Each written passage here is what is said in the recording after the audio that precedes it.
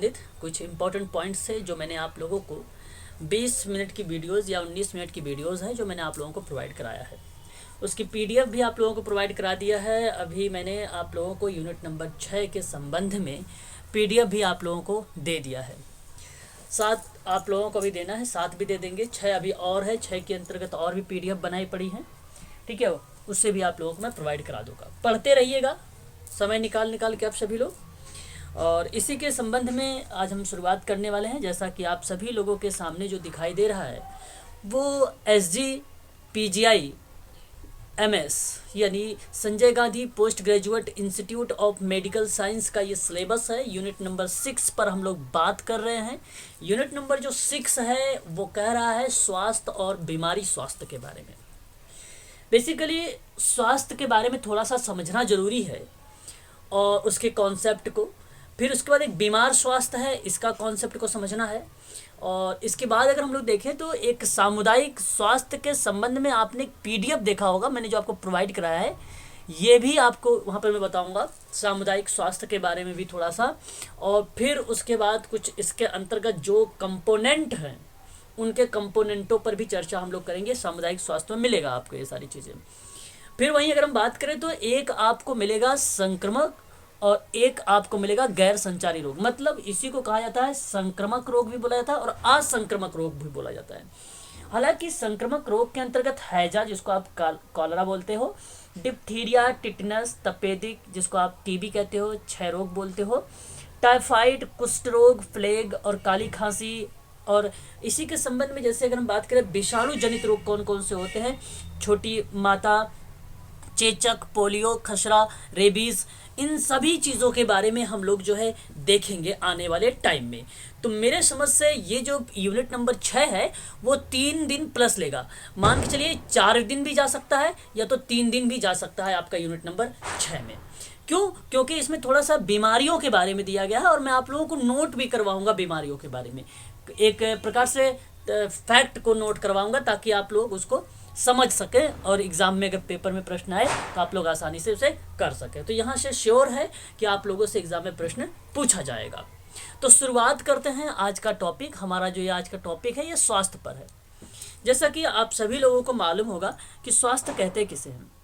मालूम है स्वास्थ्य की अगर कोई परिभाषा आप लोगों से पूछ ले तो क्या आप बता सकते हो स्वास्थ्य किसे कहते हैं? चलिए देखिए, स्वास्थ्य प्रकृति की एक स्वाभाविक देन है, ये बात आप जानते हैं। स्वास्थ्य जीवन का सबसे अनमोल निधि है और इसी प्रकार अगर हम बात करें तो इसी पर मनुष्य की प्रशंसा, खुशहाली, समृद्धि एवं एक्टिविटी निर्भर होते हैं। तो मनुष्य की शारीरिक, मानसिक, आध्यात्मिक, बौद्धिक, सामाजिक और यहाँ पे अगर हम बात करें खुशवाह जीवन मतलब खुशीमय जीवन, है ना, यह अवस्था को ही हम लोग हेल्थ कहते हैं या आप कह लीजिए कि स्वस्थ कहते हैं, स्वास्थ्य बोलते हैं इसको। या व्यक्ति को स्वस्थ तब कहा जाता है जब उसे कोई रोग नहीं होता है, अर्थात आप ये कह लीजिए कि रोग ना होने की अवस्था में वो व्यक्ति क्या है, स्वस्थ है। तो हमें स्वस्थ के बारे में थोड़ा सा समझना जरूरी, क्योंकि सिलेबस में आपको लिखा हुआ है। तो व्यक्ति के शरीर को निरोगी होना ही स्वस्थ समझा जाता है, जबकि शरीर का निरोगी होना स्वास्थ्य एक पहलू मात्र है। और स्वास्थ्य एक संपूर्ण शारीरिक, मानसिक, सामाजिक और आध्यात्मिक कुशल की एक अवस्था है। तो स्वास्थ्य एक संपूर्ण की बात करता है, जहाँ पे आप कह सकते हो शारीरिक आयाम को लेकर, सामाजिक आयाम को लेकर, मानसिक आयाम को लेकर, आध्यात्मिक आयाम को लेकर, ये अवस्थाओं के रूप में आप देख सकते हो। तो आप जरा देखिए यहाँ पे क्या लिखा हुआ है। स्वास्थ्य को पूर्ण रूप से समझने के लिए हमें इसके विभिन्न क्षेत्रों से जुड़ी अवधारणाओं को समझना पड़ेगा। ऐसा इसलिए भी आवश्यक है क्योंकि सामाजिक जीवन के विभिन्न क्षेत्रों में इसे न केवल अलग अलग रूप से परिभाषित किया गया है, बल्कि उन सभी क्षेत्रों में उसके सिद्धांत भी अलग अलग हैं, जो नई शोध उपलब्धियों के आधार पर भी स्वास्थ्य की व्याख्याओं में लगातार सार्थक परिवर्तन होता रहता है। अब अगर मैं बात करूं आप लोगों से यहाँ पे, तो मानवीय और सामाजिक लक्ष्य को उनके जब हम पॉइंट ऑफ व्यू से देखते हैं तो वहाँ पर मानव जीवन की गुणवत्ता का जो आधार हमें मिलता है वो बेसिकली सामाजिक पक्ष मिलता है, मानसिक पक्ष मिलता है, शारीरिक पक्ष मिलता है, आध्यात्मिक पक्ष मिलता है, नैतिक, भाषाई इत्यादि पक्ष हमें देखने को मिल जाते हैं। तो यहाँ पर देखिए, अगर आप बात करिए सामाजिक जीवन के कुछ प्रमुख क्षेत्र हैं जिसके अंतर्गत स्वास्थ्य की व्याख्या समझना उपयोगी हो जाता है। तो एक आपको जैविक चिकित्सकीय अवधारणाएं मिलती हैं, एक आपको पारिस्थितिकी अवधारणाएं मिलती है। यदि आपसे पूछ लिया एग्जाम में कि स्वास्थ्य की व्याख्या निम्न में से कौन सा करता है, किसके आधार पर आप उसकी अवधारणाओं को स्पष्ट करते हैं, तो वहां पे दो ऑप्शन आपको मिलेंगे, या तो जैविकी या जैविक चिकित्सकीय अवधारणा होगी तो आप उसको क्लिक कर दीजिएगा राइट, या तो आपको परिस्थितिकी अवधारणा होगी तो आप वहां पे करेक्ट कर दीजिएगा। तो स्वास्थ्य की व्याख्या हम समझ सकते हैं केवल 2 पॉइंट पर, 2 महत्वपूर्ण बिंदुओं पर। इस बात को आप लोग जो है ध्यान रखिएगा, काफी इंपॉर्टेंट है आप सभी के लिए। ये इतनी बात तो क्लियर हो गई होगी आप सभी लोगों को, है ना? कोई दिक्कत तो नहीं हुआ ना? बताइए एक बार। हाँ ठीक है ना। चलिए इसी तरीके से आप लोग समझते चलिए, आराम आराम से, कोई दिक्कत नहीं होगी, है ना? आगे बढ़िए। तो यहाँ पे अगर हम बात करें, देखिए तो एक तीसरी भी पॉइंट है, सॉरी यहाँ पे अगर और भी हमने 2 ही बताया था, 3 और है। एक मनोसामाजिक अवधारणा है, एक समग्र स्वास्थ्य की अवधारणा है। 4 बातें हैं यहाँ पे, 4 बातों के बारे में जिक्र किया गया है। तो पहला जो है जैविक चिकित्सकीय अवधारणाओं के बारे में बताया गया है, ठीक है। यहाँ अगर हम बात करें तो परंपरागत मतानुसार रोग ना होने की अवस्था को स्वास्थ्य कहा रहा है, मतलब एक प्रकार से कहा जा रहा है। देखिए स्वास्थ्य जो शब्द है ना वो स्वस्थ शब्द से बना है, जो व्यक्ति के स्वस्थ होने की गुण और विशेषता को दर्शा रहा है उसको, है कि नहीं? तो स्वस्थ शब्द स्व प्लस स्वस्थ, अगर आप कहें, अगर हम लोग स्व प्लस स्वस्थ, है ना, तो इनसे मिलकर बना हुआ है। इसका मतलब क्या होता है आप ये भी समझ लीजिए, अगर आपसे पेपर में पूछ ले इनका अर्थ भी करके, तो आप बता देना कि स्वयं में स्थित हो। इसका अर्थ होता है स्वयं में स्थित हो, कहने का तात्पर्य जिसमें व्यक्ति अपने ही स्थिति में हो, स्वस्थ कहलाता है वही। जब हम अपने मूल स्वरूप में नहीं होते हैं तो हमारे अंदर कई प्रकार की विकृतियां आने लगती हैं, तो हम अस्वस्थ हो जाते हैं। अस्वस्थ होने पर नाना प्रकार की बीमारियों से हम जो है घिर जाते हैं। तो और शरीर की जो शक्तियां होती है वो धीरे धीरे क्या हो जाती है, क्षीण हो जाती हैं, और हम काम करने के लिए अयोग्य हो जाते हैं वहां पे। और उन्हीं के आधार पे जैविक चिकित्सकीय की अवधारणाओं को बताने की कोशिश की गई कि रोग ना होने की अवस्था को स्वास्थ्य कहा जा रहा है, और कोई रोग नहीं होता तब व्यक्ति को स्वस्थ कहा जाता है। और इस अवधारणा और विचारधारा को हम लोग क्या नाम देते हैं? जैविक चिकित्सकीय अवधारणा का नाम देते हैं। क्या नाम देते हैं? इस चीज को आप लोग ध्यान रखिएगा, जैविक चिकित्सकीय अवधारणा, जहां बात यह कही जा रही हो कि कोई रोग ना होता हो और व्यक्ति वहां पर स्वस्थ हो, रोग ना होने की अवस्था को बता रहा है ये जैविक। परंतु आगे देखिए, बस इतना ही काफी, एक एक लाइन समझते चलिए। परिस्थितिकी के बारे में बात करिए। चिकित्सा विज्ञान को जो कमियां हैं और उनकी जो असफलता है, उन्होंने दूसरी अन्य अवधारणाओं को जन्म दिया। पर ध्यान रखिएगा, पहले तो चिकित्सकीय विज्ञान में आया जहां पे उन्होंने रोग ना होने की स्थिति को बताया। दूसरी इन्होंने परिस्थितियों क्या बता रहे हैं, इनका कहना है कि उस चिकित्सा विज्ञान की जो कमियां रह गई हैं, मतलब जो चीजें रह गई थी और उसकी जो असफलताएं रह गई थी, उन्हीं की अवधारणाओं को इन्होंने जन्म दिया, तो उसको परिस्थितिकी विद कहा गया। तो परिस्थितिकी विद्वानों ने एक ऐसी आकर्षक परिकल्पना प्रस्तुत की। परिकल्पना का मतलब ये होता है, कल्पना के आधार पर इन्होंने किया, कल्पना एक प्रस्तुत किया, और उन्होंने कहा कि स्वास्थ्य मानव और उसके पर्यावरण के बीच एक शक्तिशाली संतुलन की अवस्था होती है, और बीमारी उसे असंतुलन का परिणाम होता है। तो प्रसिद्ध पर्यावरणविद जो थे, एक का नाम था डिबोस, यहाँ पे आप देख सकते हैं ड्यूबोस। डिबोस ने कहा कि स्वास्थ्य वह अवस्था है जिसमें असुविधा तथा दर्द आदि अत्यंत न्यून होते हैं। न्यून का मतलब कम की बात करना, और पर्यावरण के साथ सतत सामंजस्य बना रहता है। तो जिसके परिणाम स्वरूप सभी शारीरिक और मानसिक क्रियाएं उच्चतम स्तर पर चलती रहती हैं। मानव की पारिस्थितिकी और सांस्कृतिक संतुलन की क्षमता में परिवर्तन न केवल रोगों की उत्पत्ति के कारण बनता है, बल्कि उसके खाद्य पदार्थों की उपलब्धता और जनसंख्या विस्फोटक पर भी असर पड़ता है। तो कहने का तात्पर्य यह था यहाँ पर कि परिस्थितिकी में सांस्कृतिक संतुलन की जो क्षमता है वो बिगड़ गया, और जिसकी वजह से व्यक्ति का जो स्वस्थ था वो अस्वस्थ की स्थिति में आ जाता है। तो कहने का मतलब वो हुआ कि आपके आसपास का जो पर्यावरण है वो स्वस्थ में एक अहम भूमिका निभाता है। तो इसलिए परिस्थितिकी अवधारणा के आधार पर भी आप स्वास्थ्य की परिभाषा की व्याख्या कर सकते हैं। स्वास्थ्य की परिभाषा की व्याख्या आप कर सकते हैं। तो ये बात भी आप लोग ध्यान रखिएगा, काफी इंपॉर्टेंट है परिस्थितिकी के आधार पर भी।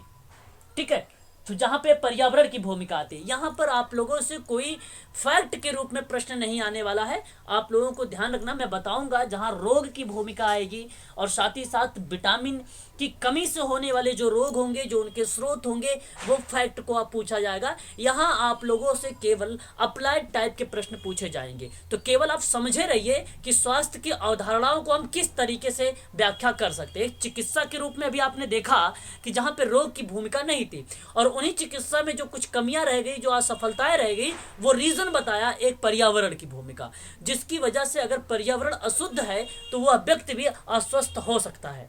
ऐसी बात परिस्थितिकी की अवधारणा में स्पष्ट कही गई स्वास्थ्य को लेकर।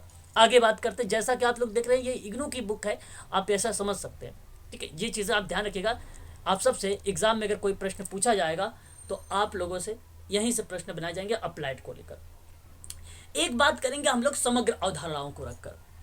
जैसा कि आपने पहला देखा, रोग ना होने की स्थिति में, जिसको जैव चिकित्सा का नाम दिया, पर्यावरण की भूमिका निभाया, जहां पर आपने परिस्थितिकी के आधार पे आपने रिप्रेजेंट किया। उसके बाद एक समग्र अवधारणा आती है। हालांकि समग्र एक ऐसा शब्द है, मैं आपको बता दूं, गेस्टाल्ट जर्मन शब्द है, और आप लोग भली भांति तरीके से जानते हैं इस शब्द को सबसे पहले अगर कोई लाया था तो उसका नाम था मैक्स वर्धमर, और इसी को इसके सहयोगी कोनोफ्का की भूमिका अहम मानी गई। साथ ही साथ इसके आगे जैसे इनसाइड लर्निंग आई, जिसको आप सूझ का सिद्धांत बोले, इनसाइड थ्योरी बोले, उनका नाम कोहलर की भूमिका देखने को मिला हमें, है कि नहीं। और जहाँ समग्रता की बात की गई थी, समग्र यानी संपूर्ण से अंश की एक शिक्षण विधियों का भी प्रयोग किया गया। गेस्टाल्ट एक चिकित्सा है जिसको सोशल वर्कर यूज करता है समाज कार्य में, और एक नाम आता है विलियम पल्स का नाम आता है। विलियम पल्स की एक वाइफ थी, पल्स यहाँ पे ऐसे लिखते हैं पल्स, और इनकी वाइफ का नाम था लोरा। तो इन दोनों ने मिलकर जो है गेस्टाल्ट थेरेपी दिया था। ये भी ध्यान रखिए, जिसका अर्थ होता है समग्र। तो हम बात कर रहे हैं स्वास्थ्य के परिप्रेक्ष्य से। तो स्वास्थ्य मतलब यहाँ पे समग्र की अवधारणा में बताया गया कि उपर्युक्त वर्णित तीनों अवधारणाओं को एक साथ मिला दीजिए, जहाँ स्वास्थ्य की समग्र अवधारणाएं सामने आती हैं, और इसके अंतर्गत सामाजिक, आर्थिक, राजनीतिक और पर्यावरणीय कारकों को न केवल मान्यता दी जाए, बल्कि उनके प्रभावों को पूरी तरह से रेखांकित भी किया जाए। और यह कहा जाता है कि समग्र स्वास्थ्य की अवधारणा इन सभी कारकों को एक साथ समाहित करके ही प्राप्त किया जा सकती है। और यह ऐसी बहुआयामी प्रक्रिया है जिसमें सभी कारकों के साथ लेकर व्यक्ति के संपूर्ण स्वास्थ्य को पर्यावरण के संदर्भ में देखा जाता है।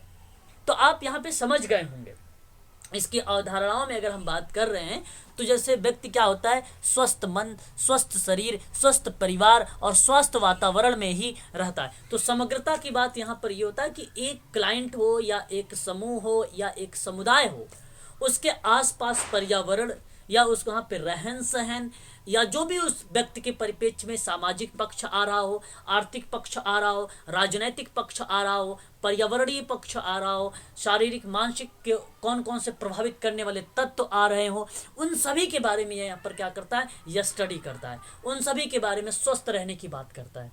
इनमें से अगर कोई भी पार्ट अगर अस्वस्थ है तो उसको एक प्रकार से या अधूरा है या डीले है, जिसका विकास में अवरुद्ध उत्पन्न कर रहा है, तो वह एक प्रकार से अस्वस्थ की भूमिका दर्शाता है।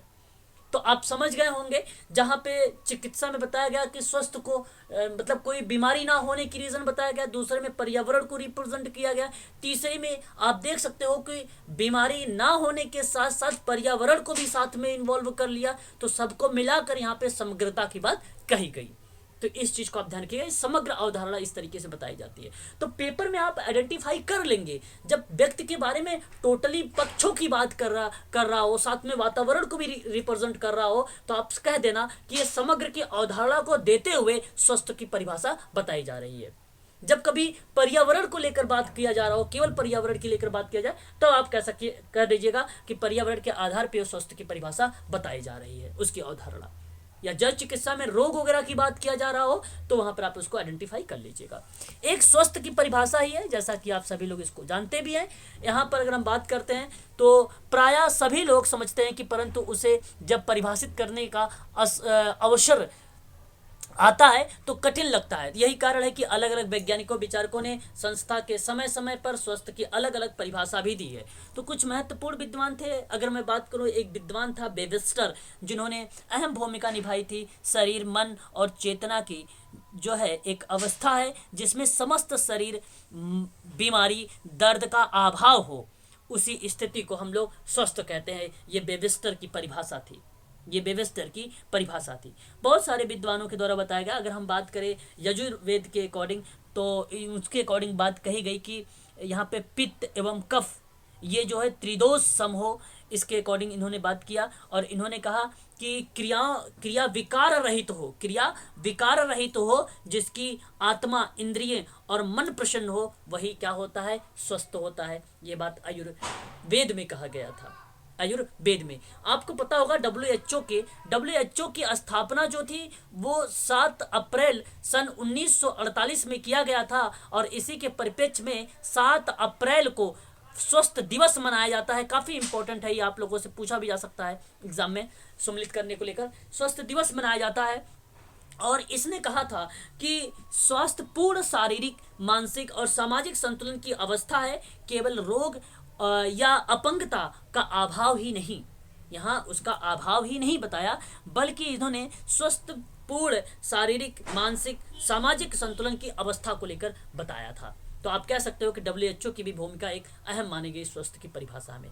देखिए वेबस्टर ने यहाँ पे क्या बोला, वेबस्टर ने यही बात कहा कि शरीर, मन की चेतना का ओजस्वी अवस्था, जिसमें समस्त शारीरिक बीमारी और दर्द के अभाव की स्थिति, उसे हम लोग स्वस्थ कहते हैं। वहीं डब्ल्यूएचओ के बारे में हम बात करें, देखिए यहाँ पे लिखा हुआ है डब्ल्यूएचओ विश्व स्वास्थ्य संगठन, इन्होंने क्या बोला कि किसी अनुवांशिक और पर्यावरणीय स्थिति में मनुष्य की जीवनचर्या ऐसा गुणवत्ता पूर्ण स्तर जिसमें उसके द्वारा सारे कार्य यथोचित समय और सुचारू रूप से संपादित किए जा रहे हो, वही हमारा क्या कहलाता है, स्वास्थ्य कहलाता है। ऑक्सफोर्ड इंग्लिश कोर्स के अकॉर्डिंग अगर हम लोग बात करें तो आप ये भी देख सकते हो अलग अलग तरीके से शरीर और मन की तेजपूर्ण स्थिति बताई जा रही है यहाँ पर, है ना। और ऐसी स्थिति अवस्था जिसमें समस्त शारीरिक और मानसिक कार्य समय से पूरी क्षमता से संपादित हो रहे हो, ऐसी अवस्था को हम लोग स्वस्थ कहते हैं। ठीक है, यह भी आप लोग बोल सकते हो, ये परिभाषाएं हैं। तो बहुत सारी परिभाषाएं आप यहाँ पे देख सकते हैं। आगे हम बढ़ेंगे इन सारी परिभाषाओं से भी। अब देखिए आगे अगर हम बात करें तो हमारे सामने एक पॉइंट आता है स्वास्थ्य का दर्शन। देखिए आप सभी लोगों को स्वास्थ्य का दर्शन भी समझना जरूरी है, क्या क्या चीज़ें इसमें आता है। फिलॉसफी ऑफ हेल्थ एग्जाम में अगर आपके प्रश्न बनाया जाएगा तो यही लिखेगा। आप लोगों को जो मैं पढ़ने चल रहा हूँ वो एग्जाम में आप लोगों के ऑप्शन मिलेंगे। तो यहाँ पे बताया गया कि हाल ही के वर्षों में स्वास्थ्य दर्शन को नए रूप में मान्यता दी गई। तो इसके महत्वपूर्ण कुछ बिंदु थे, जैसे बात कही गई कि स्वास्थ्य विकास की प्रक्रिया का अभिन्न अंग होता है, तो ये दर्शन के रूप में समझा गया। और फिर उसके बाद स्वास्थ्य सार्थक और गुणवत्तापूर्ण जीवन का एक केंद्र बिंदु होता है। केंद्र बिंदु का मतलब स्वस्थ जो है सार्थक रूप में देखा जाए या गुणवत्तापूर्ण जीवन के रूप में देखा जाए तो एक सेंट्रल है, वो एक प्रकार से अगर हम बात करें तो एक मुख्य बिंदु है ये। तो स्वास्थ्य व्यक्ति, समाज, राष्ट्र और विश्व का सामूहिक जिम्मेदारी होता है। और स्वास्थ्य की अभिरक्षा और महत्वपूर्ण सामाजिक जो है यहाँ पे विनिवेश है। मतलब एक प्रकार से आप ये कह सकते हैं कि स्वास्थ्य की जो अभिरक्षा है उसमें एक महत्वपूर्ण भूमिका निभाता है सामाजिक। स्वास्थ्य उपयोगी जीवन को पहचान है एक प्रकार का। स्वास्थ्य एक मूलभूत का मतलब होता है बुनियादी मानवाधिकार है। स्वास्थ्य की अवधारणा संप्रदाय या जाति धर्म विहीन है। स्वास्थ्य सारे विश्व का लक्ष्य है। यह आप लोग समझ सकते हैं स्वास्थ्य के दर्शन के रूप में। Very very most important point है। आप इसको चाहे आयाम बोल लीजिए, चाहे आप यहाँ पे इसके स्वास्थ्य की प्रकार बोल लीजिए, बात दोनों एक ही बनेगी यहाँ पे। हालांकि अगर हम बात करें स्वास्थ्य के कुछ प्रमुख प्रकार या उसके अंगों के रूप में एग्जाम में अगर पूछता है तो आप लोग लगाइएगा एक तो शारीरिक आयाम कह लीजिए, यह आपका सही रहेगा, या आप शारीरिक स्वास्थ्य के आधार पर आयाम बना दीजिए या प्रकार कह लीजिए। या उसके बाद अगर हम बात करें तो एक मानसिक होता है और एक सामाजिक होता है और एक आपका आध्यात्मिक होता है। ये 4 टाइप के आते हैं जो चारों में से आप लोगों से प्रश्न पूछे जा सकते हैं। ये 4 टाइप हैं, 4 आयाम हैं, आप इन चीज़ों को ध्यान रखिएगा। तो यहाँ पे आप देखिए, यहाँ पे बेसिकली स्वास्थ्य के अनेक आयाम बताए गए, परंतु अगर हम बात कर रहे हैं तो यहाँ पे मुख्य रूप से 4 आए हैं। इसमें देखिए 3 प्रमुख आयाम सर्वसम्मत है, जिसमें से एक शारीरिक को लिया है, एक मानसिक, एक सामाजिक, आध्यात्मिक को छोड़ दिया जो आज की वर्तमान समय की चल रही है प्रक्रियाएं, परंतु मैंने इसके बारे में भी बता दिया आपको। अगर आपसे आप तीन मत लगाइएगा, आप 4 लगाइएगा, है ना। आप 4 जो रहेगा आप सबके लिए वही आपका करेक्ट माना जाएगा, है ना। अगर आप एनसीईआरटी के भी बुक देखेंगे तो आपको 4 ही मिलेंगे स्वास्थ्य के में, वहाँ पर भी, ठीक है।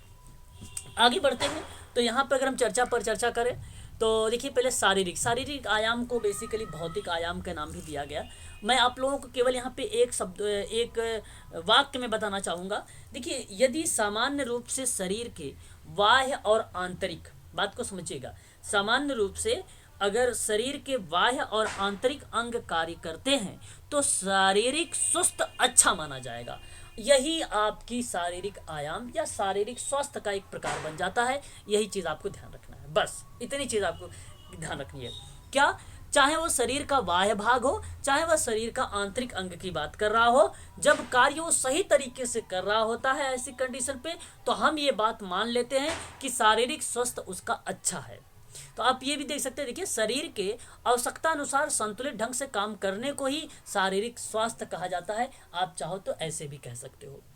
जैविक दृष्टिकोण से देखा जाए तो शरीर का प्रत्येक इकाई का मतलब होता है कोशिका। काफ़ी इंपॉर्टेंट टॉपिक एक प्रकार से ये पॉइंट के रूप में अगर आप चाहो तो इसको समझ सकते हो, है ना। तो आप लोगों को पहले भी मैंने आप लोगों से बता चुका हूँ। कोशिका आपको भलीभांति तरीके से मालूम होगा कि सेल थ्योरी, आप लोगों ने बायो पढ़ा अगर होगा तो आपको मालूम होगा। इसका प्रतिपादन जो है स्वान विद्वान थे, उन्होंने किया था। अगर आपसे पूछ ले जाए कभी एग्जाम में कि सेल का जो थ्योरी है किसने दिया है, सेल थ्योरी किसने दिया है, तो नोट कर लीजिएगा आप सभी लोग। स्वान ने दिया है, और स्वान ने सन 1828 में दिया था, 1828 में दिया था। इन्हीं के साथ एक और नाम आता है, जो है उनका नाम है सोलाइडेन प्लस स्वान, 2 विद्वान हैं जिन्होंने सेल थ्योरी दिया था। इसमें आप ध्यान रखिएगा कि जैसे शरीर, फिर अंतः जो है अंग तंत्रीय, फिर अंग, फिर ऊतक, इनसे मिला के जब 4 पॉइंट्स मिलते हैं तो उसके बाद हमारी कोशिकाएं बनती है ना।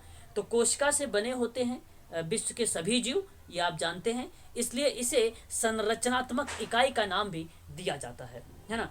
तो ये चीज़ आप लोग ध्यान रखिएगा। कोशिका की उत्पत्ति बेसिकली पुरानी कोशिकाओं की नई कोशिकाओं का निर्माण से होता है।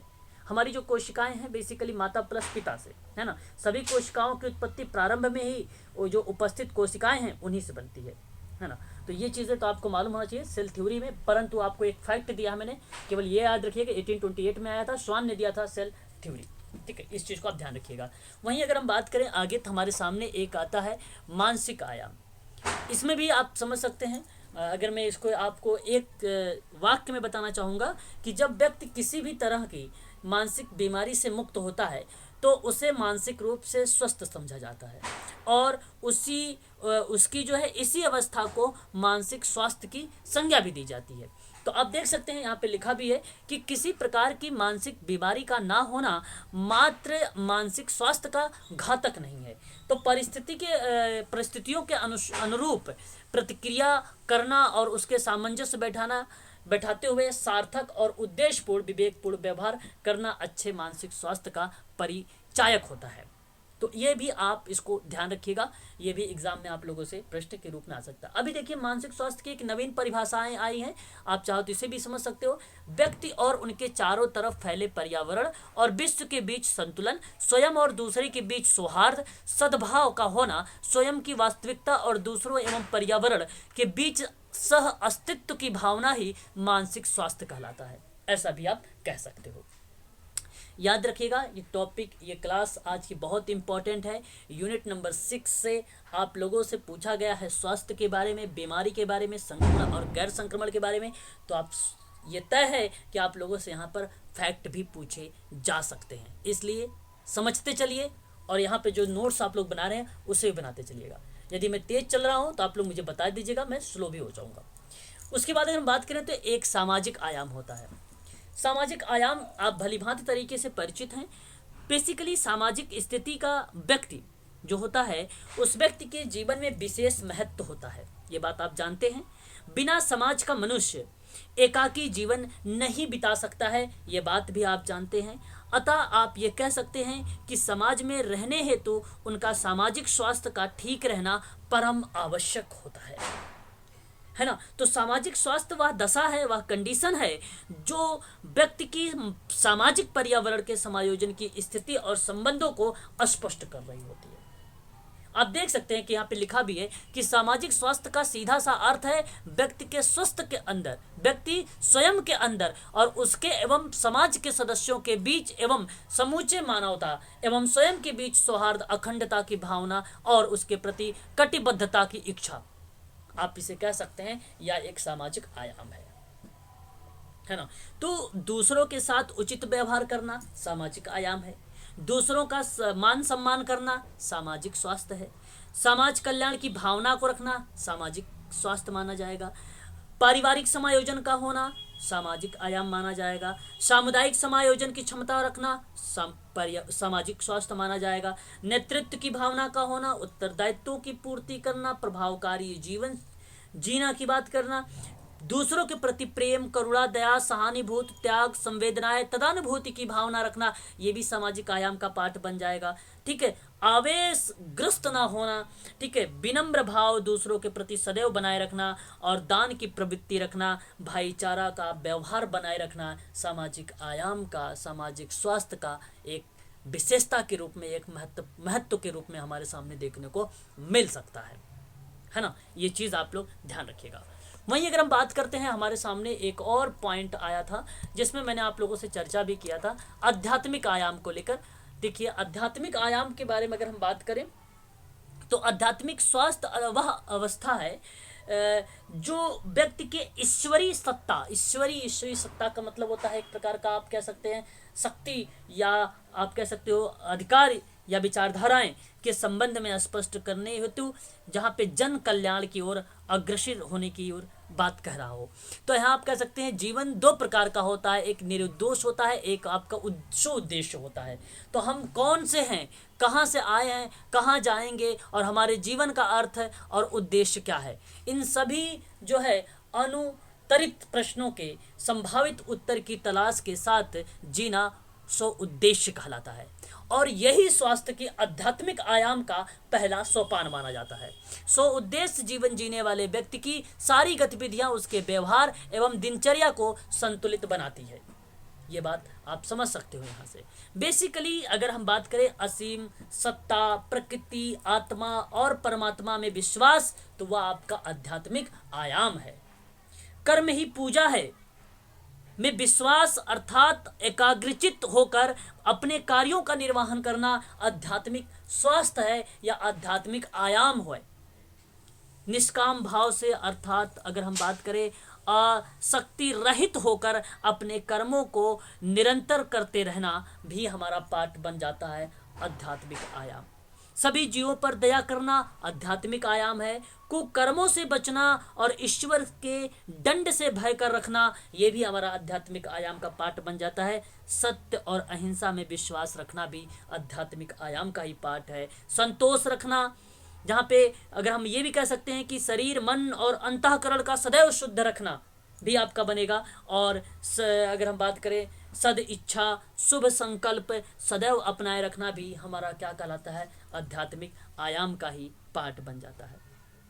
तो आप देख सकते हो कि किस तरीके से हमें यहाँ पर 4 पॉइंट जो मुख्य थे हमने डिस्कस किया। एक हमारे सामने आता है भावनात्मक आयाम। यहाँ पे अगर हम बात करें तो स्वास्थ्य के भावात्मक आयाम का संबंध जो है अनुभव से यानी फीलिंग करने से रखा गया है, जहाँ पे मानसिक आयाम के अंतर्गत जहाँ हम अपने जीवन और स्वास्थ्य से जुड़े विभिन्न कारकों के बारे में जानने की बात करते हैं, नॉलेज की बात करते हैं, और बोध मतलब कॉग्नेट संज्ञान यानी समझ की बात करने की जो प्रक्रिया होती है उन पर चर्चा करते हैं, तो बेसिकली भावनात्मक आयाम होता है, इमोशनल से रिलेट होता है ये। तो इन जानकारी और बोध को जब अपने मन के स्तर पर लगाकर अपने अनुभव करते हैं या परस्पर संबंधों के आधार पर उसकी मन ही मन व्याख्या करते हैं और काल्पनिक रूप से उसकी परिणाम तक पहुंचने की स्थिति में आ जाते हैं, तो वह हमारा एक भावनात्मक स्वास्थ्य की श्रेणी में आ जाता है, भावनात्मक स्वास्थ्य की श्रेणी में आ जाता है। यहाँ पे ध्यान रखिएगा किस चीज़ों को, फीलिंग पहला पॉइंट्स, दूसरा बोध यानी नॉलेज, तीसरा अगर हम बात करें आप एक नॉलेज, एक बोध और एक आपको अनुभव। 3 शब्द ऐसे हैं जहाँ पे भावनात्मक चर्चा देखने को हमें मिलती है, भावनात्मक आयाम को बारे में देखने को मिलता है। बस इतनी बात ध्यान रखिएगा, है ना। एक पैराग्राफ के रूप में है, आप ऐसा कह लीजिए इसको। एक अगर हम बात करें व्यावसायिक आयाम होता है, प्रत्येक मानव अपने जीवन में कोई ना कोई कार्य क्षेत्र अपनाता है, उसके लिए वही कार्य क्षेत्र या कर्म क्षेत्र उसकी आजीविका का साधन बन जाता है, और जीवन एक अविभाज्य अंग है, और उस कर्म क्षेत्र का ही व्यवसाय ही संज्ञा दी जाती है। तो व्यवसाय की संज्ञा दी जाती है, किसको व्यवसाय की संज्ञा दी गई है, कर्म क्षेत्र को दिया गया है। यहाँ पे आजीविका का साधन बन जाता है बेसिकली, जहां आप अपने जीवन याचिका की बात करने लगते हैं, है ना, जीवन जीने की बात करने लगते हैं, उन प्रक्रियाओं को बात किया गया है। एक प्रकार से आप जहां कर्म क्षेत्र, ठीक है, बात करते हैं, तो वो बेसिकली व्यवसाय को। तो देखिए व्यवसायिक प्रतिबद्धता उसके स्वास्थ्य के साथ जुड़ा होता है और उसके स्वास्थ्य को प्रभावित करती है। तो व्यवसाय की प्रकृति, उसके परिणाम और उसमें आने वाली कठिनाइयाँ समाज के विभिन्न वर्गों में उस व्यवसाय की मान्यता और प्रतिष्ठा के अनुरूप ही व्यक्ति की निजी उपलब्धियों एवं मान प्रतिष्ठा में वृद्धि करती है। वही क्या कहलाती है, व्यावसायिक आयाम कहलाता है। ठीक, ये बात आप लोग ध्यान रखिएगा। ये चीज़ें हैं हमारे सामने। आगे अगर हम बात करें तो हमारे सामने कुछ और पॉइंट्स आते हैं, जैसे अन्य आयाम के रूप में, अन्य आप कह सकते हो प्रकार के रूप में भी। तो दार्शनिक आयाम हो जाएगा, सांस्कृतिक आयाम हो जाएगा, सामाजिक सांस्कृतिक आयाम भी हमारे सामने देखने को मिल जाते हैं। ठीक है, ये चीज़ें आप लोगों को ध्यान रखना होगा, काफ़ी इंपॉर्टेंट चीज़ें हैं आप सबके लिए ये। आगे अगर हम बात करें तो देखिए पर्यावरणीय आयाम हमारे सामने है, शैक्षिक आयाम भी है, पोषक आयाम भी है, नैदानिक आयाम, रोकथाम आयाम। तो ये चीज़ें थी जो मैंने अभी आप लोगों के स्वास्थ्य के बारे में बताया है। तो स्वास्थ्य की विशेषताएं क्या हो सकती हैं, एक चीज़ जाते जाते लास्ट टाइम में एक पॉइंट और आप लोग चाहो तो नोट कर सकते हो स्वास्थ्य के बारे में। तो यहाँ अगर मैं बात करूँ तो एक पॉइंट, स्वस्थ व्यक्ति रोग से रहित होना चाहिए, पहली बात। दूसरी बात अगर हम बात करें तो स्वस्थ स्थिति में दशाएं जो होगा वो स्वस्थ व्यक्ति का निर्माण करती है। तीसरी बात करें तो स्वस्थ व्यक्ति के व्यक्तित्व में समरूपता और सामंजस्यता बनी रहती है। चौथी बात करें तो स्वास्थ्य के अंतर्गत शारीरिक, मानसिक, सामाजिक और आध्यात्मिक, जो अभी आप लोग यहाँ पे आयाम के रूप में देख रहे हैं, पर्यावरणीय, शैक्षिक, पोषक, नैदानिक और रोकथाम, है ना, तो ये सभी एक क्षमताएं शामिल की जाती हैं। तो आप ये कह सकते हो कि स्वास्थ्य के अंतर्गत शारीरिक, मानसिक, सामाजिक और आध्यात्मिक सभी क्षमताएं जो होंगी वो शामिल होंगी। ये एक प्रकार की विशेषता उसकी बताती है, ये ऑलरेडी शामिल रहेंगी। स्वास्थ्य व्यक्ति में जैविक और मनोवैज्ञानिक, अभी आपने ऊपर देखा है, जैव चिकित्सा के रूप में भी देखा है, पारिस्थितिकी आयाम के रूप में भी देखा है, सामाजिक के आयाम के रूप में भी देखा है। उसी तरीके से अगर मैं आपसे बात करूं तो जैविकी और मनोवैज्ञानिक और सामाजिक क्षमता का समुचित समन्वय होता है, कोऑर्डिनेशन होता है। तो इसलिए आप कह सकते हैं कि स्वास्थ्य की ये भी एक प्रकार की विशेषता होगी। स्वास्थ्य पर पारिवारिक और पर्यावरणीय, साथ ही साथ सामुदायिक स्वास्थ्य का जो प्रभाव है वो भी पड़ता है, जहाँ पर व्यक्तिगत स्वास्थ्य पर पर्यावरण जो है पारिवारिक और स्वास्थ्य सामुदायिक स्वास्थ्य पर प्रभाव अत्यधिक पड़ता है। तो ध्यान रखिएगा, व्यक्तिगत स्वास्थ्य पर पारिवारिक और सामुदायिक स्वास्थ्य का प्रभाव गहरा पड़ता है, ये भी चीज़ आप ध्यान रखेंगे। स्वास्थ्य का मतलब शरीर और मन दोनों से है, अर्थात दोनों ही स्वस्थ रहने आवश्यक है। ये बात आप लोग ध्यान रखिएगा, काफ़ी इंपॉर्टेंट फैक्ट था ये। वह ऐसी दशा है जो स्थिर नहीं रहती, परंतु व्यक्ति की अंतर्निहित और बाह्य शक्तियों में संतुलन बनाए रखता है। यदि व्यक्ति अनावश्यक रूप से बाधा ना उत्पन्न करे तो वह प्रक्रिया भी हमारी स्वास्थ्य की ही विशेषता कहलाती है। वहीं बात करें तो शरीर में आरोग्य रहने और क्षतिपूर्ति करने की जो अभूतपूर्व क्षमता होती है वो भी हमारा स्वास्थ्य की विशेषता ही बताती है। स्वास्थ्य का मतलब अभी भी आपने जाना, ये भी आप कह सकते हो भौतिक और सामाजिक पर्यावरण का पूर्ण सामंजस्य होना भी स्वास्थ्य कहलाता है। ये भी आप ध्यान रखिएगा, ये पेपर में पूछा भी जा सकता है। भौतिक एक शब्द नोट कर लीजिएगा, दूसरा सामाजिक पर्यावरण शब्द नोट कर लीजिएगा जो इम्पोर्टेंट है और ये परिभाषा बता देती है स्वास्थ्य की। स्वास्थ्य का मतलब दीर्घ आयु से होता है, अर्थात आजीवन व्यक्ति उचित आहार विहार तथा स्वस्थ जीवन सुखपूर्ण ही हो सकता है, ऐसा भी आप कह सकते हो। स्वास्थ्य के अगर हम बात करें अच्छे संकेत क्या हो सकते हैं, जैसे कि अगर हम बात करें यहाँ पर देख सकते हैं आप लोग सिलेबस में आपको स्वास्थ्य स्थिति के अवधारणाओं को संकेतक दिया गया है। तो इसलिए संकेतक के रूप में अगर आपके सामने जो सिलेबस है, इस संकेतक की अगर मैं बात करूँ तो यहाँ आप एक आध पॉइंट्स चाहें तो संकेतक के रूप में भी लिख सकते हैं। तो देख सकते हैं यहाँ पे स्वास्थ्य के निर्धारक कारक के रूप में अगर हम बात करेंगे तो अच्छे स्वास्थ्य के कुछ संकेत होते हैं, कुछ अच्छे स्वास्थ्य के संकेत होते हैं। जैसे अगर हम बात करें नंबर 1 आप लिख सकते हो शारीरिक स्वास्थ्य का संकेत। शारीरिक स्वास्थ्य का संकेत एक होता है और ये कैसा हो सकता है आप समझिए। ये संकेत बताता है कि आप स्वस्थ तथा सजग रहेंगे। पहली बात आपके ऑप्शन में ये लिखा रहेगा। दूसरा ऑप्शन में लिखा रहेगा आपकी आंखें चमकदार होंगी, ये भी आपका शारीरिक स्वास्थ्य के रूप में बताएगा। संकेत दे रहा है आपको आपका वजन आपकी आयु और कद के अनुसार सामान्य होगा, यह आपको संकेत दे रहा है।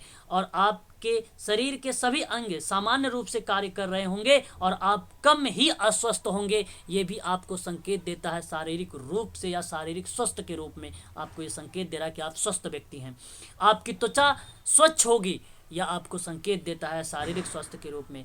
आपके बालों का रंग प्राकृतिक होना और बनावट भी प्राकृतिक होगी। सांस भी दुर्गंधपूर्ण नहीं होनी चाहिए, जो सांस है वो दुर्गंधपूर्ण नहीं होगी और आपको भूख भी ठीक लगेगी, आपको नींद भी ठीक लगेगी। यह आपको संकेत देता है शारीरिक स्वास्थ्य के रूप में। ठीक उसी प्रकार से अगर हम बात करें मानसिक रूप में क्या क्या दे सकता है, मानसिक रूप से अगर मैं बात करता हूं स्वस्थ के रूप में संकेत देने की, तो यहाँ पर आप कह सकते हैं, मैं इसकी पीडीएफ आप लोगों को प्रोवाइड करा दूंगा जहाँ पे ये सारी चीज़ें मेंशन करी रहेगी। शायद आपके पास गई भी होगी, आई थिंक, मुझे जहाँ तक उम्मीद है। आप देख लीजिएगा एक बार इसे।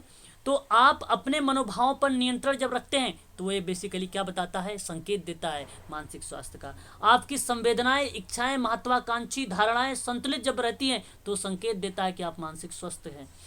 जीवन की वास्तविकता को स्वीकार करते हैं और उनका सामना करने की क्षमता आपके अंदर होती है और आप उसका फेस भी करते हैं। अपने आप में आत्मविश्वास बनाए रखते हैं आप लोग और जीवन के सामान्य तनाव से निपटने की क्षमता भी आपके अंदर होती है और दूसरों की आवश्यकताओं के प्रति संवेदनशील आप होते रहते हैं और आवश्यकता पड़ने पर आप उसकी सहायता भी करते हैं। विरोध और असहमति की स्थिति होने पर उनका सामना भी आप कर लेते हैं, जहां आप सभी को ये बताता है मानसिक रूप से आप क्या हैं, स्वस्थ हैं। वहीं अगर हम बात करें एक पॉइंट आता है सामाजिक के रूप में, अगर हम देखते हैं सामाजिक स्वास्थ्य के रूप में देखते हैं तो हमारे सामने आप सभी लोगों के सामने आता है कि आप जीवन के प्रति सकारात्मक मनोवृत्ति को बनाए रखते हैं, एक सकारात्मक एटीट्यूड आपके सामने होता है। वहीं अगर हम बात करते हैं तो दूसरों के साथ मिलजुल कर कार्य करने का काम करते हैं आप, और अब आपका जो व्यक्तित्व होता है वो प्रीतिकार होता है। एक आपका जो व्यक्तित्व पर्सनालिटी जो होती है आपका एक प्रकार से आकर्षक वाली पर्सनालिटी होती है। दूसरों के प्रति आप अपने उत्तरदायित्व और कर्तव्यों को पूरा कर सकते हैं और आपके अंतर्वैयक्तिक संबंध जो होते हैं वो स्वस्थ रहते हैं और असहमति की स्थिति में आपकी अभिव्यक्ति सकारात्मक हो जाती है। ये सभी जो पॉइंट है सामाजिक स्वास्थ्य के दृष्टिकोण से आप लोगों ने देखा यहाँ पर। ठीक है, तो ये संकेत थे जहां आप लोगों को मानसिक के रूप में मिल सकता है इस तरीके से जो मैंने पढ़ाया है आपको भी बताया है, और आपको शारीरिक रूप में मिल सकता है और आपको जो है सामाजिक रूप में भी मिल सकता है। ये चीज़ें आप लोग ध्यान अवश्य रखिएगा। वहीं अगर हम बात करते हैं तो स्वास्थ्य के कुछ निर्धारक कारक भी हैं, जैसे कि आप सिलेबस में अगर हम देखें तो हमारे सामने कुछ कारक भी मिलेंगे। यहाँ पर देखिए स्वास्थ्य के निर्धारक हैं, तो वो निर्धारक कारक कौन कौन से हो सकते हैं, सिलेबस के अनुसार हम सभी लोग चल रहे हैं, आप सभी लोग इसको ध्यान रखिएगा। तो अगर हम बात करें यहाँ पे देख लीजिए आप लोग क्या क्या चीज़ें हो सकती हैं, तो आप देखते हैं कि व्यक्ति का स्वास्थ्य अनेक कारकों पर निर्भर करता है। ये सारे कारक आंतरिक वैयक्तिक हो सकते हैं और बाह्य रूप से भी समाज और वातावरण के भी हो सकते हैं। जिसमें व्यक्ति रह रहा होता है। मूल रूप से व्यक्ति के स्वास्थ्य में खराबी दो ही कारणों से होती है। ये वे कारण होते हैं उनके जन्म से जुड़े अर्थात अनुवांशिक, और दूसरे कारण वो होते हैं जिनका संबंध वातावरण से होगा। तो आप यहाँ पर देख सकते हैं। परंतु यहाँ पर अगर हम बात करें तो कुछ हमें और भी कारण है, जैसे जीवन शैली भी हमारे सामने है। आप जीवन शैली और अन्य और स्वास्थ्य सेवाएं और सामाजिक आर्थिक और अनुवांशिकता भी दिया गया है। जैसा कि आपके सिलेबस में अगर हम बात करें तो आपके सिलेबस में जो स्वास्थ्य के निर्धारक हैं प्लस में जीवन शैली है, ये भी है, और चिकित्सा की जो वैकल्पिक प्रणाली है उनके बारे में अभी हम चर्चा करेंगे आने वाले टाइम में। तो हम पॉइंट के रूप में चलेंगे, ये सभी चीज़ें हम लोग को मालूम है अच्छे तरीके से, है ना। आगे बढ़ते हैं तो एक पहले हेरिडिटी को देखते हैं। हेरिडिटी क्या होती है, कोई मुझे बताना चाहेगा हेरिडिटी के बारे में? मैं यहाँ पे बहुत इंपॉर्टेंट पॉइंट बताने वाला हूँ, एक बार आप लोग मुझे जरा स्पष्ट करें। आनुवांशिक लक्षण सर, जिसके परिवार में कोई डिफॉर्मिटी डिसेबिलिटी न रही हो, हाँ। उसका बच्चा उसमें भी और क्या बोलते हैं रोग भी होता है, जैसे अस्थमा भी एक होता है, और कुछ रोग होते हैं जो अनुवांशिक चले आते हैं माता पिता से। बिल्कुल करेक्ट, बिल्कुल बिल्कुल बिल्कुल बिल्कुल करेक्ट जवाब। यहाँ आपने रोग का एक पॉइंट छेड़ दिया है, बहुत बढ़िया काम किया, और जो रिप्रेजेंट करता है बहुत बढ़िया। और भी कोई बच्चा अगर मुझे बताना चाहे इनके बारे में?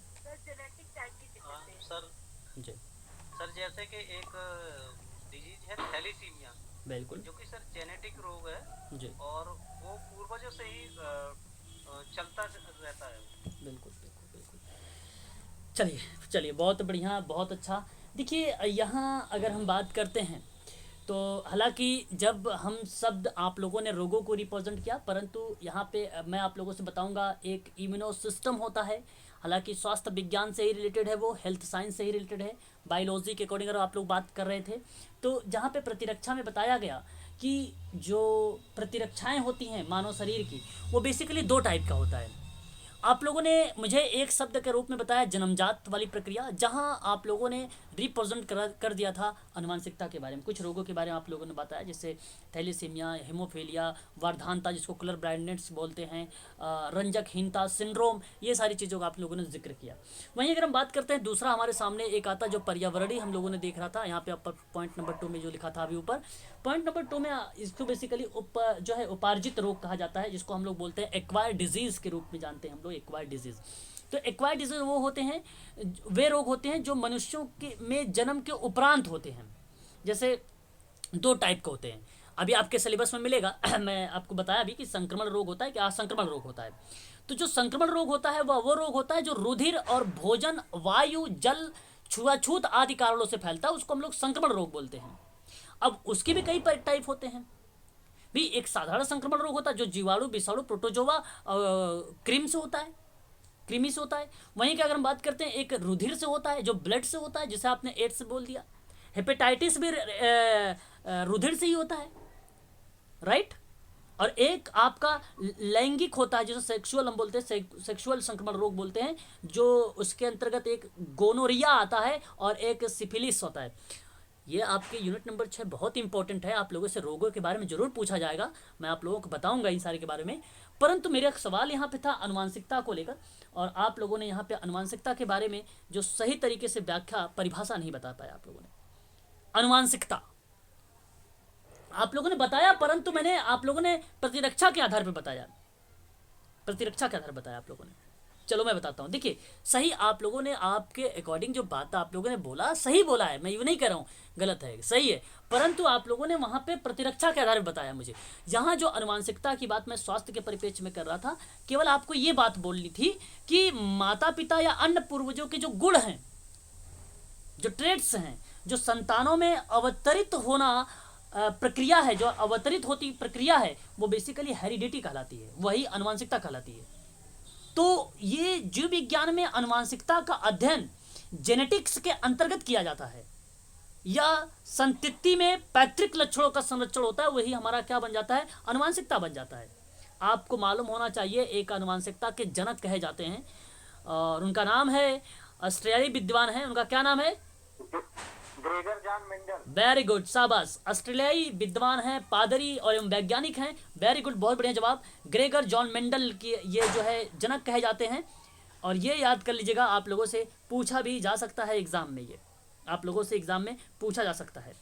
तो यहाँ पे अगर हम बात कर रहे थे आनुवंशिकता के बारे में, तो जैविक संरचना के आधार पर यह स्पष्ट होता है कि उसके अंदर जो गुण पाए जाते हैं उसका कार्य, उसका निर्धारण जन्म के समय उनके गुणसूत्रों और स्थिति जीन्स के द्वारा होता है, और एक बार निर्धारण हो जाने के बाद जीन्स को बदला नहीं जा सकता, जिसका अर्थ हुआ कि गुण सूत्र समूह को ही नहीं बदला जा सकता है।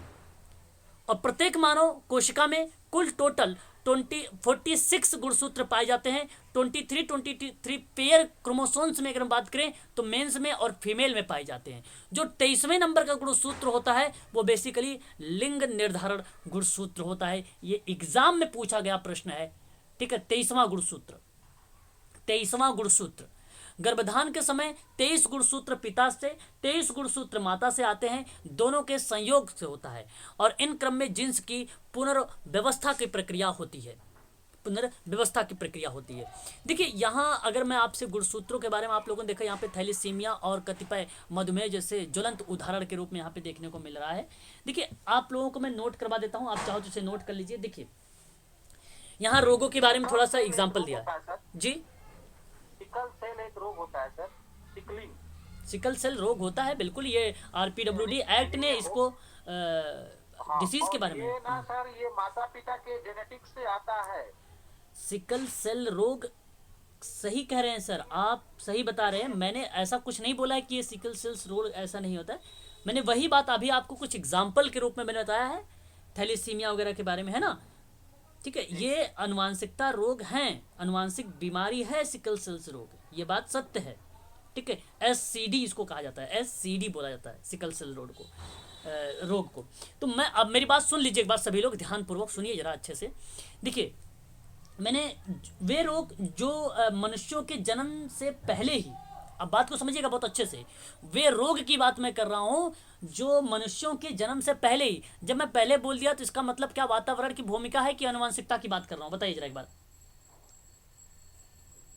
जब मैंने कहा ये अनुवांशिकता की बात, बिल्कुल करेक्ट।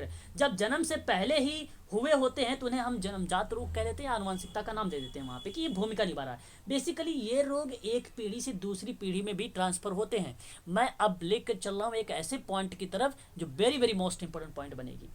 तो एक पीढ़ी से दूसरी पीढ़ी में रोग भी ट्रांसफर होता है। क्या आप लोगों ने नाम सुना है ऐसे रोगों का नाम, कि वह रोग एक पीढ़ी से दूसरी पीढ़ी में जाता है? सुना है? जी। हाँ जाता है। अभी देखिए कैसे, सुनिए। नहीं सुन, हाँ। रेगुलर भाई जाए कब, 10 बार फोन करें ना तो रेगुलर कैसे जाए? क्या, हाँ क्या चीज कह रहे हैं, बोलिए। हाँ करेंगे, इसमें जिसका अंतर हुआ डायबिटीज हुआ, ये सब सारे भी डिजीज है जो NCD के हैं वो ट्रांसफर होते हैं। देखिए सर मैं आपको बता दूं, बिल्कुल देखिए मेरी बात सुनिए सर, एक बात मेरी बात सुन लीजिए आप सभी लोग। जो ये रोग अभी आप लोगों ने नाम ले रहे हैं मुझे, कई टाइप के रोग पाए जाते हैं, और उस रोगों के अलग अलग, कोई वातावरणीय से होता है तो कोई अनुवांशिकता होता है, तो किसी में जीवाणु है तो किसी में विषाणु है, किसी में प्रोटोजोआ जनित रोग है। अब यही देख लीजिए प्रोटोजनित जो रोग है उसके अंतर्गत जितने आने वाले हैं भाई, जाहिर सी बात है। चाहे आपकी बात अगर मैं यही कर लूँ, अभी मैंने एक बात किया था, मलेरिया क्या रोग है? मलेरिया शायद आई थिंक नहीं होता है मलेरिया, प्रोटोजोआ जनित है। हाँ, रक्त संचरण से फैलने वाला जो रोग हो गया ना वो आपका आ जाता है, रक्त संचरण से। Like clear? रक्त संचरण की भूमिका बनेगी कि नहीं बनेगी बताओ?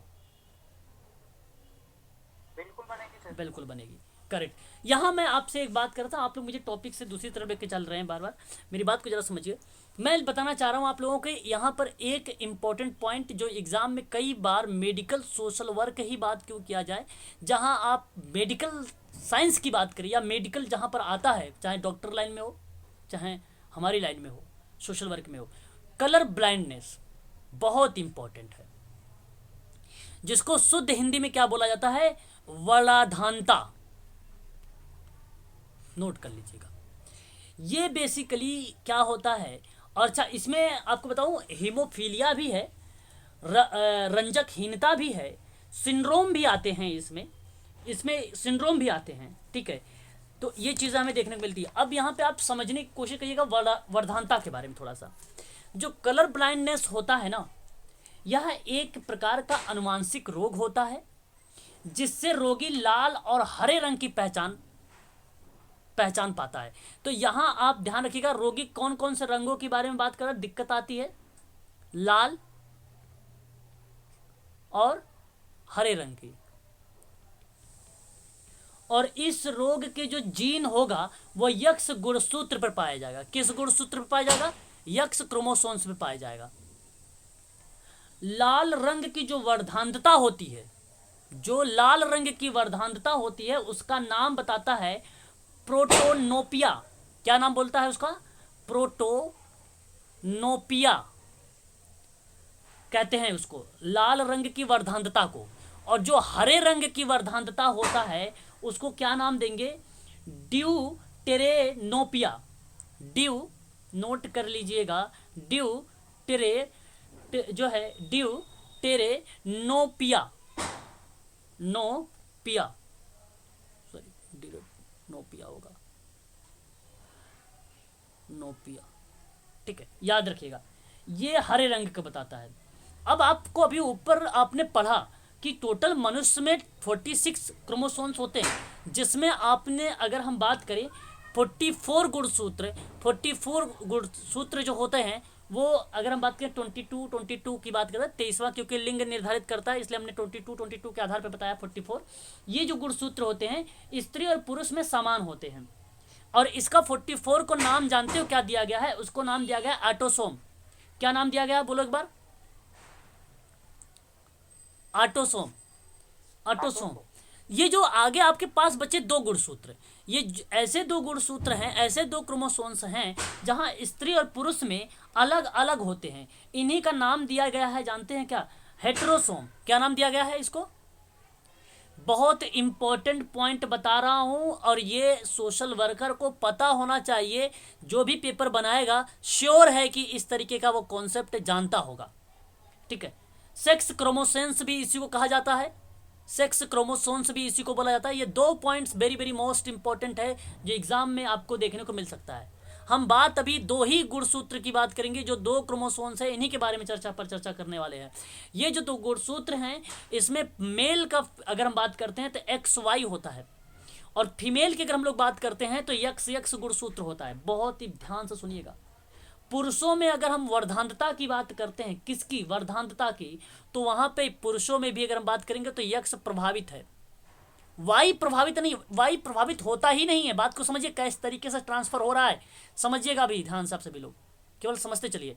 यक्स यहाँ पे कलर ब्लाइंडनेस के रूप में आ रहा है, और यहाँ पे अगर हम महिला में जब डबल यक्स की बात कर रहे हैं तो यहाँ पर एक यक्स क्या हो रहा है, महिला में भी प्रभावित हो रहा है। तो वाहक के रूप में है ये। तो यदि चाहे वो बेटा हो या बेटी हो, यदि वो बेटा होगा तो भी यक्स गया भाई, मेल का XY है।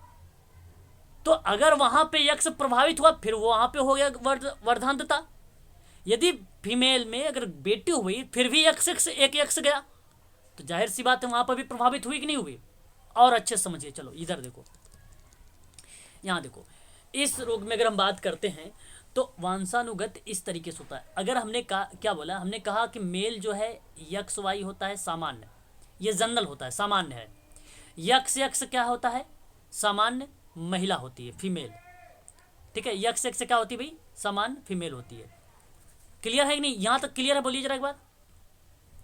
अब समझिए, अब यहां पे समझिए, ये जो XY मैंने कहा वर्धांतता की बात में, वंशानुक्रम की बात में। तो जाहिर सी बात है यदि यक्स, यह आएगा कहां से? यह आएगा स्त्री से, क्योंकि ऑलरेडी एक यहां पर जो है स्त्री का, ये तो सामान्य था, ये प्रभावित है, ये वाहक है। एक तो इसमें वाहक है ना, एक तो सामान्य, एक तो वाहक है। तो इसकी वजह से यहाँ पे क्या हुआ कि ये वर्धांतता के रूप में मेल में भी आ सकता है। या आपके लिए रीजन यही है किसकी वजह से आया यहाँ पे, कि व्यक्ति जो लड़का है वो भी प्रभावित हो सकता है ना। मान लीजिए भाई, मैं अगर कहता हूँ, एक एग्जाम्पल के तौर पर बताता हूँ, महिला जो है एक सामान्य वाहक है, पुरुष भी एक सामान्य वाहक है, और पुरुष मैथ का बहुत जानकार है। ठीक है, अब वो विवाह करना चाहता है। अब विवाह करने के लिए वो गया भाई, लड़की देखने वहाँ पे, तो उसने रंगों को लेकर कुछ आइडेंटिफाई करने की बात करना शुरू किया। तो उसने भाई हरा और लाल रंग की पहचान कर लिया। किसने कर लिया? महिला ने।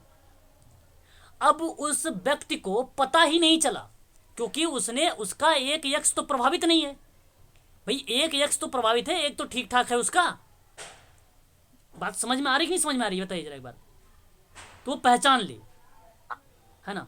तो यहां पर उसे वो पता ही नहीं चल पाया, उसे पता ही नहीं चल पाया। जब पता नहीं चल पाता है ऐसी कंडीशन पर हम लोग 25 + 25 + 25 + 25 एक सामान्य परसेंटेज के रूप में रखते हैं।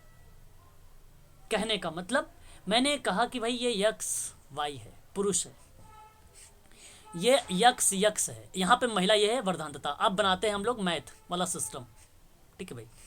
अब समझिएगा जरा अच्छे से। अब वो गया लड़का, अब उसे पता करना है, आइडेंटिफाई करना है। तो लड़की यहाँ पे क्या बन रही? वाहक के रूप में है। तो उसके सामने यहाँ पे पता ही नहीं चला, यक्ष एक प्रभावित था, उसे पता नहीं चला, तो लड़की यहाँ पर वाहक बनी, क्योंकि ये 25% वाहक बनी है। सामान्य है हालांकि, ये वाहक है 25% ही चांसेस है, किताबों में मिलता है 25% का, ठीक है।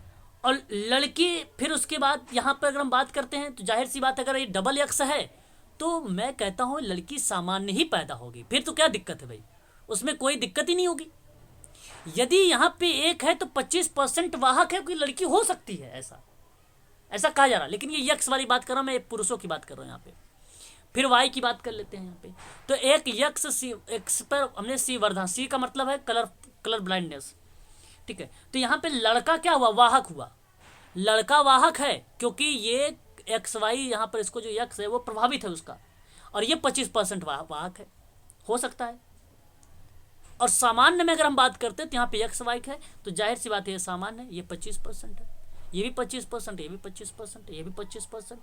तो ये हम कहते हैं भाई कि ये एक प्रकार का, तब टोटल मिला जुला के अगर हम बात करें, देखिए जो है 25, 25, 50 हो जाता है। और ये वाहक के रूप में भूमिका तो निभाता है, सामान्य होता है, परंतु भूमिका अवाहक के रूप में हो सकता है, इसलिए इसको 75 के अंतर्गत रखा जाता है। तो 75% जो होता है वो सामान्य होता है, 25% जो होता है वो वाहक के रूप में होता है। और यही 25% वाली जो भूमिका है यही देखने को मिलती है ऊपर वाली, ये कंडीशन बनाती है, ये कंडीशन बनता है। तो केवल महिला होती है इसमें वाहक की भूमिका, पुरुष की भूमिका नहीं होती इसमें किसकी भूमिका होती है? महिला की। अगर पेपर में प्रश्न पूछे ना तो पुरुष की भूमिका कलर ब्लाइंडनेस में नहीं होती है, पुरुष की, महिला की होती है कलर ब्लाइंडनेस में। क्लियर हो रहा है ना? एक बार बोलिए जरा एक बार। Yes sir. हाँ, ये आप सभी लोग ध्यान रखिएगा। वर्धांत एक कलर ब्लाइंडनेस का था। वहीं अगर हम बात करें तो आप लोगों ने अभी मैं बताया था एक होता है हीमोफीलिया। अच्छा, हीमोफीलिया भी अनुवांशिक रोग है। इस रोग के जो जीन होते हैं वो यक्ष गुणसूत्र प्रभावित। देखिए वर्धांतता में यक्ष गुणसूत्र था, यक्ष। अच्छा, एग्जाम में आपको यक्ष भी मिलेगा, ऑप्शन देख लीजिए। अगर मैं आपको पेपर में एक क्वेश्चन दे देता हूँ, पहले कलर ब्लाइंडनेस का, पेपर में आपसे ये प्रश्न पूछ लेगा कि निम्न में से बताइए वर्धांतता में वाहक निम्न में कौन है। ऑप्शन ए आपको यक्ष वाई, यक्ष सी ऑप्शन यहाँ पे, यक्ष पे कलर ब्लाइंडनेस, और फिर इसके बाद यक्ष, और फिर उसके बाद यक्ष, और यहाँ पे अगर हम बात कर देते हैं यक्ष वाई, और वाई पे हमने सी कर दिया, यहाँ पे वाई पे सी कर दिया, ध्यान रखिएगा वाई पे सी कर दिया है। यह ऑप्शन आपको मिल सकते हैं, है ना। तो आप मुझे बताइए जरा इसमें वाहक कौन हो रहा है? यक्ष सी वाहक हो रहा है, बिल्कुल। कलर ब्लाइंडनेस वही हो रहा है। तो प्रश्न ऐसे आपको देखने को मिलेगा। अच्छा, कभी कभी एक यक्ष को हटा भी देगा, ऐसा भी हो सकता है, पेपर में ऐसा भी हो सकता है, ध्यान रखिएगा आप सभी लोग, है ना। ऐसा भी देखने को मिल सकता है। तो ध्यान रखिएगा कि यहाँ पर जो भूमिका होगी एक्स पे जो सी लिखा रहेगा उसको ध्यान रखिएगा आप सभी लोग, है ना। अच्छा, मैं बात कर रहा था उसके बारे में, किसकी बात पता कर रहा था? हीमोफीलिया के बारे में। हीमोफीलिया भी एक अनुवांशिक रोग होता है। इस रोग को जीन का यक्ष गुणसूत्र ये भी होता है, यक्ष गुणसूत्र ये भी होता है। इस रोग में ग्रसित व्यक्ति में जो रुधिर होता है, रुधिर का धक्का नहीं बन पाता है, जिससे व्यक्ति क्या होता है, रक्त का स्राव होने से रोगी की मृत्यु हो जाती है। इसकी खोज जो है रॉयल रॉयल डिजीज, और अगर हम बात करें तो एक ब्लीड्स डिजीज है जो रानी विक्टोरिया ने किया था। रानी विक्टोरिया ने किया था। रानी विक्टोरिया ने किसकी खोज किया था? बोलिए जरा एक बार। नोट कर रहे हो कॉपी पर? भाई नोट करिएगा, नहीं तो फिर तो बेकार हो जाएगा पेपर में। अगर ये सब प्रश्न नहीं कर पाएंगे ना, 1 घंटा पढ़ते हैं, इसलिए अच्छे से ज़रूर पढ़िएगा, नहीं तो फिर सारा सिस्टम खराब हो जाएगा, आपका पढ़ना व्यर्थ हो जाएगा, है ना, दिक्कत हो जाएगी फिर आप लोगों को अगर नोट्स नहीं बनाएंगे तो। हीमोफीलिया की अगर हम बात करें तो देखिए यहाँ पे बेसिकली एक्स मेल, पहले मेल की बात करेंगे फिर फीमेल की बात। तो यहाँ पर देखिए यक्स है, सामान्य है। हीमोफीलिया में अगर हम बात करें वही कंडीशन, यहाँ पे हीमोफीलिया HRIX पर और वाई, वही कंडीशन, यक्स सामान्य है फीमेल में और यक्स पर एच लग जाएगा, वही कंडीशन बन रहा है, सारा का सारा वही कंडीशन बनेगा, ये बात ध्यान रखिएगा। सेम कंडीशन वही है, समझाने की जरूरत नहीं है। यहाँ पर भी यक्स पर एच हो जाएगा, यक्स पर एच हो जाएगा, बस, है ना। अच्छा, एक आपने नाम सुना होगा रंजकहीनता। रंजकहीनता, ऐसे पेपर में प्रश्न आते हैं, ऐसे लिख दिया जाता है ना, तो बड़ा यूनिक नाम देखता है भाई रंजकहीनता क्या होता है, तब दिमाग ही नहीं काम करता। अगर आप समझे नहीं रहेंगे ना तो दिमाग ही नहीं काम करेगा कि रंजकहीनता होता क्या है, और पेपर में प्रश्न गलत करके आ जाओगे फिर आप। रंजकहीनता, हाँ, रंजकहीनता की बात अगर हम करें यहाँ पर, तो आप ये देख लीजिए एक बार कि यह एक प्रकार का अनुवांशिक रोग होता है और इस रोग के जो जीन होता है वो यक्स गुणसूत्र पर पाया जाता है।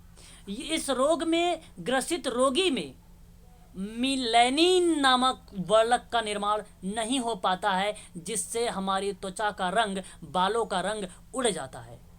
क्या कारण है कि मानव का, या क्या कौन सा वह रोग है जिससे मानव के त्वचा का रंग, बालों का रंग उड़ जाता है? तो मिलेनिन नाम है उसका। क्या नाम है? मैं यहाँ पे साफ शब्दों में लिख देता हूँ, देख लीजिए यहाँ पे नीचे, मिलेनिन नामक वर्णक का निर्माण नहीं हो पाता है ऐसे रोगी को। तो ये रंजकहीनता है, ये भी यक्स गुणसूत्र पर पाया जाएगा, आनुवांशिक रोग है। आपने नाम सुना है डाउन सिंड्रोम के बारे में? सिंड्रोम जानते हो? कितने लोग जानते हो सिंड्रोम? अरे भाई नहीं जानते तो बोलिए, मैं बताऊंगा। सर बता दें। हाँ, देखिए सिंड्रोम एक ना एसोसिएटेड डिसऑर्डर है, एक एसोसिएटेड डिसऑर्डर के अंतर्गत रखा जाता है सिंड्रोम को। और अगर मैं सिंड्रोम की बात करूं यहाँ पे, तो देखिए सिंड्रोम बेसिकली क्या है, ये एग्ज़ाम में भी प्रश्न में आता है। और इसका सिंड्रोम का अगर हम बात करें तो सिंड्रोम का सिंड्रोम ही लिखा आता है। वेरी वेरी मोस्ट इम्पोर्टेंट एक सिंड्रोम सर एक प्रकार का जो कई तरह की बीमारी का गुच्छा का तब पे होता है ना, तो उसमें कई तरह की बीमारी होते हैं। हाँ। लक्षण एक हो सकता है, कई तरह के बीमारी, लक्षण एक, सर बात हजम नहीं हुई है ना, लक्षण तो अलग अलग होंगे, कई तरह की बीमारी होंगी तो बात भी लक्षण अलग अलग होंगे, है ना।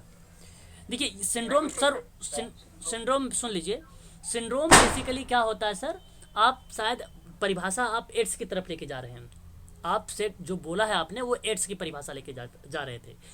तो ये बेसिकली जो सिंड्रोम होता है सर, ये एसोसिएटेड होता है, एसोसिएटेड डिसऑर्डर के अंतर्गत आता है, एसोसिएटेड डिजीज के अंतर्गत आता है, संलग्न होता है। मतलब यहाँ संलग्न का मतलब होता है कि एक के साथ कई बीमारी जुड़ना, परंतु कुछ कंडीशन होता है यहाँ पे कुछ कंडीशन का मतलब होता है क्रोमोसोम्स होते हैं। अब बात को समझिए, यहाँ पे सिंड्रोम में मानव को आप जानते हैं 46 गुणसूत्र होते हैं, 44 ऑटोसोम होते हैं, मालूम है आप लोगों को 44 ऑटोसोम जो स्त्री पुरुष में समान होते हैं।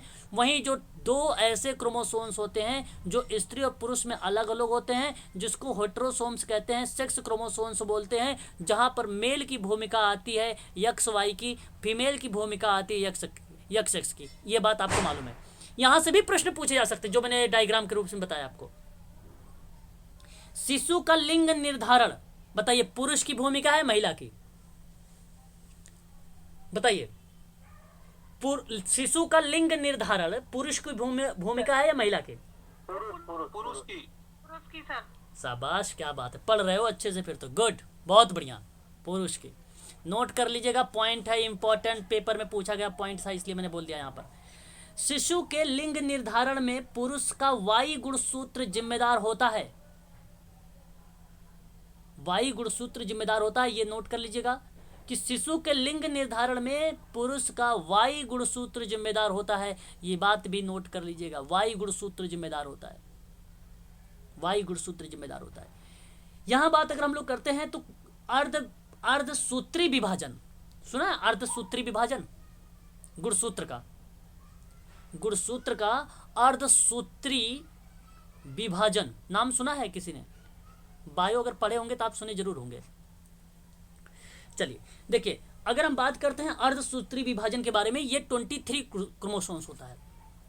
यानी आपकी बारे में अगर मैं बात करूं यहाँ पे, तो आप इसको 2 भागों में डिवाइड कर सकते हो 46 को, है ना।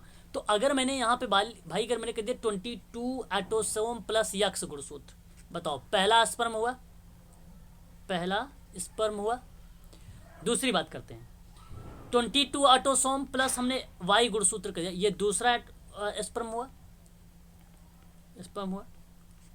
तो ये जो बन रहा है ये अर्धसूत्री विभाजन बनता है, ये सूत्र है, फार्मूला है ये बनाने का, अर्धसूत्री विभाजन का। हालांकि 44 ऑटोसोम प्लस एक्स वाई होता है, तो प्रजनन करने पर वहां पे अगर हम बात करें तो ये युग्मक बनाता है, वो युग्मक बनता है, तो वो पिता का है ना। यहाँ पे अगर हम बात करें माता में तो 44 ऑटोसोम प्लस यक्स जब बनता है तो वहां पर भी युग्मक बनता है ओवा का। आज यहीं पर अगर हम बात करते हैं 22 प्लस ए ऑटोसोम प्लस वाई करते हैं तो महिला का बन जाता है। तो ये चीजें हमें ध्यान, अगर मान लीजिए मैंने आपसे कहा भाई 22 ऑटोसोम प्लस यक्स कर दिया, अब ध्यान से मेरी बात को समझिएगा। यहाँ पे यह फार्मूला क्या आ जा रहा है, किसकी तरफ जा रहा है, देखिए 22a प्लस यक्स। आप बताइए यहाँ पे 44 ऑटोसोम बोलोगे, क्योंकि मैं इसकी बात कर रहा हूँ भाई। यहाँ पे अगर मैं महिला की बात कर रहा हूँ तो 22 तो पुरुष को भी तो जोड़ूंगा, तो 44 ऑटोसोम बनेगा। यस या नो, यस या नो। तो अब यहाँ पर मैंने कह दिया कि भाई यक्स यक्स है, तो बताओ लड़की है कि लड़का, लड़की है या लड़का, वो तो बोलो एक बार। लड़की होगी, लड़की होगी भाई, लड़का लड़का होगा, लड़का। अरे भाई लड़की है, यहाँ पे यक्स यक्स लड़की है, लड़की होगी। मैंने आप मेरी बात को शायद समझे नहीं आप लोगों ने, फिर से समझो एक बार। मैंने आपको बोला कि 22 ऑटोसोम है और प्लस यक्स का मैंने एक फार्मूला लगाया इस आधार पे।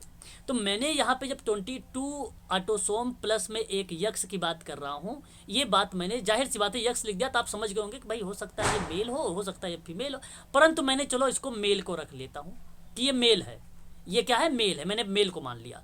फिर आप 22 और जोड़ो ना, 22 ऑटोसोम जोड़ो और फिर एक यक्स जोड़ो कि फीमेल को जोड़ो, तो बना आपके सामने 44 क्रोमोसोम्स। और 44 क्रोमोसोम्स प्लस में आपका ये जो बना है यक्स यक्स, एक यक्स यहाँ पे रहा, एक यक्स यहाँ रहा, तो यह बन गया 44। अब बताओ ये सूत्र बना कि नहीं, लड़की का फार्मूला लड़की का बन गया, ये लड़की है। हाँ, अब एक और सुनो ध्यान से, मैंने आपसे कहा कि 22 ऑटोसोम है प्लस में फिर एक्स है, लेकिन निर्धारित यहाँ पे नहीं मैंने अभी किया है कि फीमेल है या मेल है। लेकिन आप यहाँ पे सोच लो, अगर आप इसको फीमेल रख लिया, क्योंकि मैंने फीमेल रख लिया, क्योंकि ऑलरेडी मैंने फीमेल को बता चुका हूँ, इसलिए फीमेल यहाँ पे रख लिया। तो अब आप सोच लीजिए मेल का जो 22 ऑटोसोम होगा प्लस में यहाँ पे मैंने वाई रखा है इस बार, क्योंकि यहाँ पे मेल को मैंने यक्स रख लिया था, क्योंकि यह मेल में क्या होता है यक्स वाई होता है, इसलिए मैंने यक्स रख लिया था, अब वाई रखूंगा, तो वाई रख लिया था। अब आप बताइए 44 ऑटोसोम हुआ और यक्स वाई हुआ, अब बताइए लड़का हुआ लड़की, लड़का हुआ लड़की, लड़का लड़का होगा। हाँ यक्स, सर एक मिनट आप समझ नहीं पा रहे, यक्स वाई पिता का है, लड़का का है, मेल का, लड़का होगा। यक्स वाई लड़का होता है, यक्स यक्स लड़की होती है ना। इस बात को आप ध्यान रखिएगा, इस बात को आप ध्यान रखिएगा। कभी कभी सूत्रों की जनसंख्या क्या होती, मतलब जो सूत्रों की संख्या होती है ना, अथवा गुणसूत्रों की संरचना में परिवर्तन आ जाता है। अब आप यही बात समझ लीजिए, जब गुणसूत्रों में संख्या का परिवर्तन आ जाए, अगर मैंने यहाँ पे कह दिया कि 44 के बजाय 42 आ गया गुणसूत्र, और इनके संरचना में परिवर्तन आ जाता है, तो जिसके कारण नए लक्षण का विकास हो जाता है, जिसका नाम आप लोग देते हैं सिंड्रोम, जिसका नाम देते हैं आप लोग सिंड्रोम। अब सिंड्रोम दो टाइप के होते हैं, ये भी समझिए। सिंड्रोम दो टाइप के होते हैं। एक सिंड्रोम आपका ऑटोसोम होगा, एक सिंड्रोम ऑटोसोमल होगा, और एक सिंड्रोम क्या होगा आपका, हेटेरोसोमल होगा। अच्छा, हेटेरोसोमल में क्या होता है, इसमें क्लाइनफेल्टर सिंड्रोम आता है, टर्नर सिंड्रोम आता है, जैकब सिंड्रोम आता है, और ऑटोसोमल सिंड्रोम में डाउन सिंड्रोम आता है, और एडवर्ड सिंड्रोम आता है, और एक पटाउ सिंड्रोम होता है। पटाउ सिंड्रोम एक होता है, पटाउ सिंड्रोम एक होता है, क्रिमिनल सिंड्रोम एक होता है, क्रिमिनल सिंड्रोम। ये सिंड्रोम पाए जाते हैं, और ये सिंड्रोम आते हैं ऑटोसोम में। अब जरा देखिए कैसे हेटेरोसोमल में होगा, कैसे उसमें होगा। उसके बाद क्लास समाप्त करेंगे। थोड़ा सा बने रहिएगा आप सभी लोग। क्लास इंपॉर्टेंट चीज़ें हैं जो कि एग्ज़ाम में आप लोगों से प्रश्न पूछे भी जा सकते हैं। कॉपी पर अगर आप लिखते हुए चल रहे होंगे, बनाते हुए चल रहे होंगे, समझते हुए ना, तो आपको समझ में अच्छे से आ रहा होगा। वहीं पर आप लोग पूछ भी लीजिए आप सभी लोग, अगर कोई दिक्कत भी अगर आप लोगों को आ रही है ना, तो तुरंत पूछ लीजिए आप लोग। आराम से चल रहा हूँ, कोई दिक्कत नहीं हो रही है। चलिए आगे बढ़िए। देखिए, मैं पहले बात करने वाला हूँ हेटेरोसोमल के बारे में। किसके बारे में बात करने वाला हूँ, हेटेरोसोमल के बारे में। हेटेरोसोमल के बारे में देखिए, जो मैंने अभी आपको बताया है क्लाइनफेल्टर सिंड्रोम के बारे में, यह सिंड्रोम पुरुषों में होता है। यह सिंड्रोम किस में होता है, ध्यान रखिएगा, पुरुषों में होता है। ये कौन सा सिंड्रोम बताया मैंने, क्लाइनफेल्टर सिंड्रोम है ना। ये सिंड्रोम जो होता है पुरुषों में पाया जाता है। इस सिंड्रोम में ग्रसित जो पुरुष होता है उसमें एक अतिरिक्त गुणसूत्र जुड़ जाता है। एक अतिरिक्त गुणसूत्र क्या हो जाता है, प्लस हो जाता है, यक्ष गुणसूत्र जुड़ जाता है। तो ऐसे पुरुष में गुणसूत्र की संख्या जानते हैं कितना हो जाता है, 46 के बजाय जानते हो कितना हो जाता है, 47 क्रोमोसोम्स हो जाता है। कितने हो जाते हैं, 47 क्रोमोसोम्स हो जाता है। और यहीं पर उसे हम कह देते हैं क्या, क्लाइनफेल्टर सिंड्रोम हो जाता है। इस सिंड्रोम में ग्रसित पुरुष में महिलाओं के लक्षण का विकास हो जाता है। इस सिंड्रोम से ग्रसित जो पुरुष होगा, ये पुरुष में होता है, और रीजन यहाँ पे लक्षण जो दिखेगा वो महिलाओं के लक्षण दिखने लगते हैं ऐसे पुरुषों में। स्तनों का विकास हो जाता है उनके, और यही इसका सबसे अगर लक्षण की अगर मैं बात करूं क्लाइनफेल्टर सिंड्रोम की, तो स्तन का विकास, ब्रेस्ट डेवलपमेंट सिंड्रोम का मुख्य लक्षण माना जाता है। वेरी वेरी मोस्ट इंपोर्टेंट, आप यहाँ पे इसको लिख सकते हैं।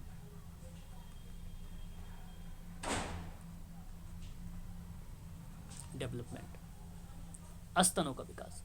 दूसरी बात करेंगे, ये पहला पॉइंट था। दूसरा अगर हम बात करेंगे यहाँ पे टर्नर सिंड्रोम, नोट करिएगा एक एक लाइन में, बहुत अच्छा लगेगा आप लोगों को। इसकी खोज हालांकि टर्नर एक विद्वान था, उसी ने किया था। टर्नर एक विद्वान है, उसी ने किया था। यह सिंड्रोम महिला में होता है। यह किस में होता है, महिला में होता है टर्नर सिंड्रोम, समझिएगा। इस सिंड्रोम में ग्रसित महिला में एक यक्ष गुणसूत्र गायब हो जाता है। एक यक्ष गुणसूत्र क्या होता है, माइनस हो जाता है, निगेटिव, गायब हो जाता है। अतः इनमें गुणसूत्रों की संख्या जानते हैं कितना हो जाता है, 45 क्रोमोसोम्स हो जाते हैं। और इस सिंड्रोम से ग्रसित महिला में अंडाशय अनुपस्थित होता है। इसलिए ऐसी महिलाएं बांझ, जिसको आप लोग क्या नाम देते हैं, स्टेराइल बोलते हैं आप लोग, यही रीजन है, वह टर्नर सिंड्रोम से ग्रसित होती हैं। स्टेराइल, क्लियर हो गया यहां पे। ये जो आपका टर्नर सिंड्रोम है, आगे बढ़े, थर्ड लिखिए। उसके बाद एक आता है जैकब सिंड्रोम। क्या होता है, जैकब सिंड्रोम। यहां जो जैकब सिंड्रोम की बात मैं कर रहा हूं आप लोगों से, यह सिंड्रोम जैकब ने ही खोजा था। नाम देखो, बेसिकली आपको एक चीज बता दूं, जो सिंड्रोम है ना, ज्यादातर जो नाम आते हैं उन्हीं के विद्वानों के नाम आते हैं। ये बड़ा आसान हो जाता है हम लोगों को ढूंढने में, परंतु नहीं पूछा जाता है एग्जाम में। इतना सरल प्रश्न भी नहीं पूछा जाएगा, मेडिकल सोशल वर्कर नहीं पूछेगा इतना इजी प्रश्न। तो यह जो सिंड्रोम होता है पुरुषों में होता है। ये किस में होता है, पुरुषों में होता है। ये पुरुषों में होता है। और याद रखिएगा कि पुरुष में एक वाई गुणसूत्र अधिक हो जाता है। देखिए, यहाँ मैंने पुरुषों में बताया था क्लाइनफेल्टर सिंड्रोम में, लेकिन मैंने प्लस एक्स को किया था। यहाँ मैं जैकब में प्लस वाई करूंगा, ये बात ध्यान रखिएगा आप सभी लोग, प्लस वाई मैं कर रहा हूं यहाँ पे। इसमें एक वाई गुणसूत्र अधिक हो जाता है, तो इसमें गुणसूत्रों की संख्या अगेन आप देख रहे हैं 47 हो रही है। 47 प्लस यक्स वाई है, यहाँ पे आप 47 प्लस यक्स एक्स कर लीजिए, बात वही हो जाएगी। यहाँ पे यक्स वाई कर लीजिए। ऐसे पुरुष अधिक लंबे, ताकतवर और आक्रामक होते हैं, और ऐसे पुरुष नपुंसक भी होते हैं, नपुंसक होते हैं ऐसे पुरुष। और ये जैकब सिंड्रोम होता है। क्लियर है अब 3 सिंड्रोम? वेरी गुड, आगे बढ़िए। अब हम बात करेंगे, ये हो गया आपका, ये जानते क्या चल रहा था, ये आपका चल रहा था हेट्रोसोमल। अब हम बात करेंगे ऑटोसोमल के बारे में।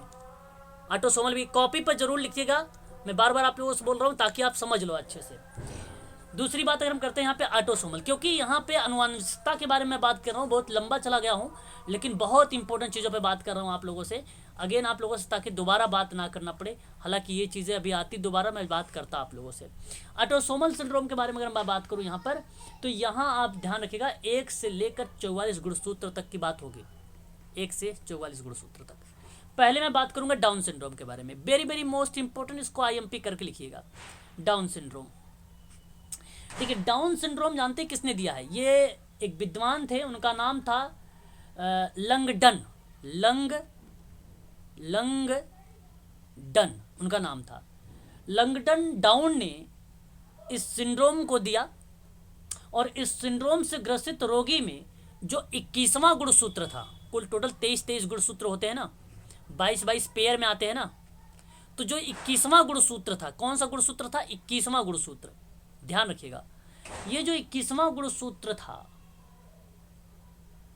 उस जोड़ी में एक अतिरिक्त गुणसूत्र जुड़ जाता है, जिसकी संख्या अगर हम बात करें तो 2H के रूप में होती है। 45A ऑटोसोम प्लस 2 हेट्रोसोम हो जाता है, तो यहाँ पर आपका डाउन सिंड्रोम हो जाता है। ये हाँ, अगर कोई विकृति अगर हुआ है तो वो 21वें गुणसूत्र में हुआ है, बस ये बात ध्यान रखिएगा, 21वां गुणसूत्र में कोई गड़बड़ी हुई है।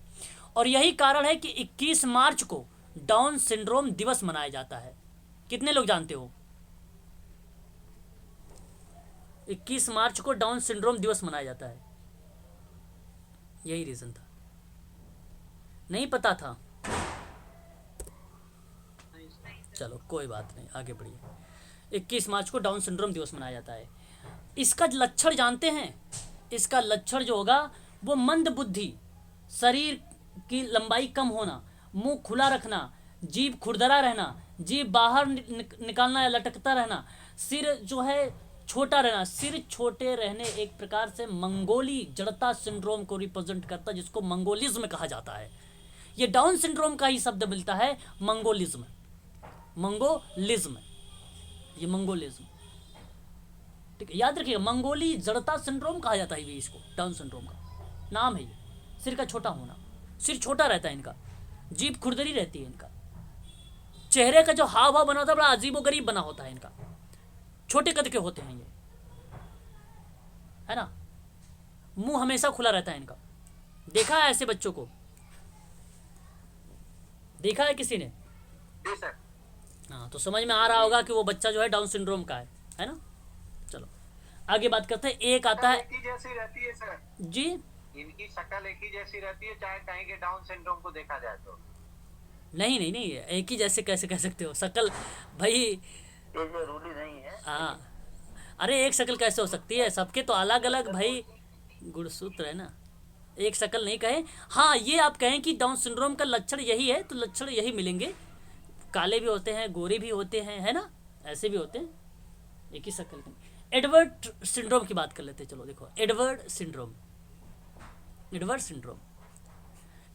की बात करें। एडवर्ड सिंड्रोम में 18वीं जोड़ी में आता है ये। कौन सी जोड़ी में? 18वीं जोड़ी में क्या आती है? दिक्कत आती है इसमें। 18वीं जोड़ी गुणसूत्र में यहाँ पे अगर हम बात करें तो यहाँ पे प्रॉब्लम आ जाती है, जिसकी वजह से एडवर्ड सिंड्रोम हो जाता है। एक होता है पटाऊ सिंड्रोम, एक होता है पटाऊ।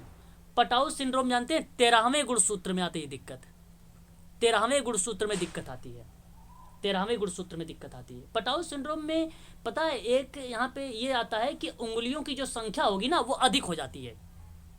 जैसे आपने देखा होगा ऋतिक रोशन को, है ना, कितनी उंगलियां हैं ऋतिक रोशन को? 21 नहीं देखा आप लोगों ने ऋतिक? अरे इतने इतने हो भाई, अरे इतने तो आप मत, हाँ बनो बोल दिया करो कि भाई मिलते हैं, फील्ड में भी मिलते हैं। हाँ फील्ड में मिलते हैं, जिसके पास 20 होती है। ये आप उसको जानते हैं, पटाऊ सिंड्रोम के होते हैं वो पटाऊ सिंड्रोम। और आप समझ जाना वो 13वें गुणसूत्र की दिक्कत है, वो 13वें गुणसूत्र में प्रॉब्लम हुई थी उनमें, 13वें गुणसूत्र में प्रॉब्लम हुई थी। अच्छा, एक कैट क्राई सिंड्रोम होता है, जानते हो, नाम सुने हो? कैट क्राई सिंड्रोम नहीं सुने होंगे, मैं एक्स्ट्रा जानकारी दे देता हूँ आप लोगों को, नोट कर लीजिए। ये जो कैट क्राई होता है ना, ये 5वें गुणसूत्र का आधा टूट कर गायब हो जाता है। ये जो 5वां गुणसूत्र होता है वो आधा टूट जाता है, आधा टूट जाता है और वो गायब हो जाता है टूट कर, 5वां गुणसूत्र। और आप याद रखिएगा 5 दिन से ज़्यादा जीवित ये गुणसूत्र रहता है, 5 दिन तक जीवित रहता है बस। और यदि फिर मान लो अगर हो भी जाता, सफलता हो भी गई, तो वहाँ पे बिल्ली की तरह आवाज़ निकालता है वो। कुछ लोगों को आपने फील्ड में देखा भी होगा, आई थिंक केस आप लोग अगर जब कभी ये सीवियर प्रोफाइल लेवल के जब केसेस आप देखना शुरू करेंगे ना, हालांकि मैं ये नहीं कह सकता कि लखनऊ में, लेकिन दिल्ली अगर शहर में अगर आप आएंगे, जब विजिट करने जाएंगे किसी एनजीओ वगैरह को, अवंतिका में है, रोहिणी में है, अच्छे साउथ दिल्ली में अगर आप चले जाइए, ACLD में चले जाइए, अनंत सेंटर फॉर लर्निंग डेवलपमेंट है, NIMH आजकल नोएडा में चला गया है, वहाँ पे अगर आप चले जाएंगे ना तो आपको ये सारे जो मैं बता रहा हूँ ना, सारे के सारे केसेस मिलेंगे, सारे लोग मिलेंगे इसमें से। तो वो जो ना बिल्ली की तरह आवाज़ निकालते हैं, कैट क्राई सिंड्रोम में 5वां गुणसूत्र में दिक्कत आता है इसमें। बस ये थे आप लोगों के अनुवांशिकता के आधार पे। मैं सोच रहा हूँ कि इसके आगे आप लोगों का जो पर्यावरणीय है, मैं कल आप लोगों से चर्चा करूँ पर्यावरणीय के बारे में यहाँ पर, है ना, ठीक है, और फिर आगे बढ़ूंगा। कल और भी चीज़ें लूँगा। देखो मैंने और भी चीज़ें लिया था आप लोगों के लिए। भारत में स्वास्थ्य कार्यक्रम को लेकर अभी भी हम लोग चर्चा करने वाले हैं, और आप लोगों को मैं बताता हूँ कि यहाँ से जो संक्रमण है और गैर संक्रमण रोग, इन सभी पे मैं चर्चा आप लोगों से करूँगा, ठीक है, और बहुत डीप में जाके बताऊँगा, अच्छे से बताऊँगा, एक एक फैक्ट नोट करवाऊँगा आप लोगों से, कोई चीज़ छोड़ूंगा नहीं आप लोगों से, सारा चीज़ नोट करवाऊँगा। लेकिन ज़रूर एक बात याद रखना आप सभी लोग, इस समय आप सबके समय गोल्डन चांस है, पढ़िएगा जरूर, नोट्स बनाइएगा जरूर, वही नोट्स जैसे ही क्लास समाप्त होती है एक बार जरूर देखिएगा। मैं बार बार रिक्वेस्ट कर रहा हूँ, आपके बहुत काम आने वाले हैं। जितनी चीज़ें पढ़ा रहा हूँ कोई इधर उधर की चीज़ें नहीं है, जो सिलेबस में दिया गया उन्हीं के हिसाब से चल रहा हूँ, और वही चीज़ें बता रहा हूँ जो सोशल वर्क में आप लोगों से पेपर के रूप में भी आते हैं, क्वेश्चन के रूप में आते हैं। एक एक पॉइंट बता रहा हूँ। जैसे ही 3-4 दिन क्लास चलेगी, उसके बाद आप लोगों का जैसे यूनिट नंबर 7 समाप्त होगा, मैं प्रैक्टिस आप लोगों से करवाऊंगा क्वेश्चनों का। और मैंने एक 100 क्वेश्चंस का बना लिया है, एक PDF 100 क्वेश्चन बन चुकी है, विथ आंसर के साथ बनाया है मैंने, और इसका मैं जल्द ही स्टार्ट कर दूंगा, ठीक है, यही स्टार्ट कर दूंगा। तो मैं सोच रहा हूँ डबल क्लास करने के लिए कल आप लोगों की क्लास होगी, और अभी मैं निर्धारित समय कर दूंगा आप लोगों की क्लास का समय कब होगा, रात तक निर्धारित कर दूंगा। तो इसलिए आप लोग क्लास कल अवश्य लीजिएगा, है ना। ये लगभग 1.5 घंटे 1 घंटा 20 मिनट होगी आप सबकी क्लास हो गई है, ठीक है।